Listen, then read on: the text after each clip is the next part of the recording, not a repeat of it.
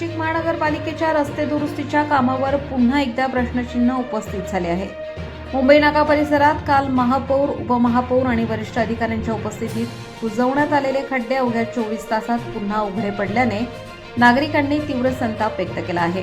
शहरातील खड्ड्यांच्या प्रश्नांवरून सध्या राजकीय वातावरण तापलेले असतानाच प्रशासनाने तातडीने खड्डे बुजवण्याचे काम हाती घेतल्याचा दावा केला होता।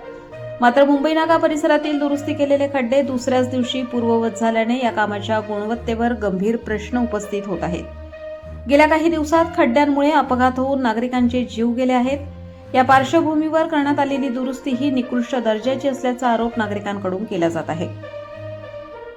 महापौर आणि अधिकाऱ्यांच्या उपस्थितीत झालेल्या कामाचीच ही अवस्था असेल तर शहरातील इतर रस्त्यांवरील कामांच्या गुणवत्तेबाबतही प्रश्न निर्माण होत आहेत। या प्रकारामुळे महापालिकेच्या कार्यपद्धतीवर पुन्हा एकदा टीका होत असून संबंधित ठेकेदार आणि जबाबदार अधिकाऱ्यांवर कारवाई होणार का याकडे नागरिकांचे लक्ष लागले आहे।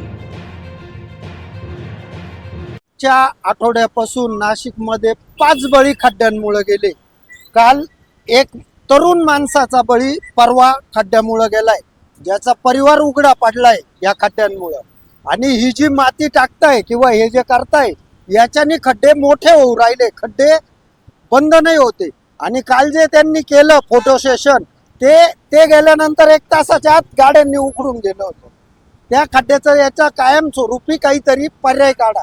इथं कॉन्क्रीट रोड केलाय, त्याच्यावर गाळ होतो, इतके लोक घसरून पडताय। ह्या रोडवर पण द्वारकावर, नागजी चौकात सगळीकडे हाच प्रॉब्लेम आहे। आता त्यांना पावसातून वेळ मिळाला का त्यांनी हे बुजून लवकरात लवकर नागरिकांना सुविधा करून द्यावी। खड्ड्यांची जी समस्या आहे नाशिक जिल्ह्यामध्ये पूर्णतः सगळे सिटीजमध्ये पूर्ण ठिकाणी खड्ड्यांचं साम्राज्य झालेलं आहे। याला पूर्णतः जबाबदार स्थानिक प्रशासन आहे व राज्य सरकार आहे।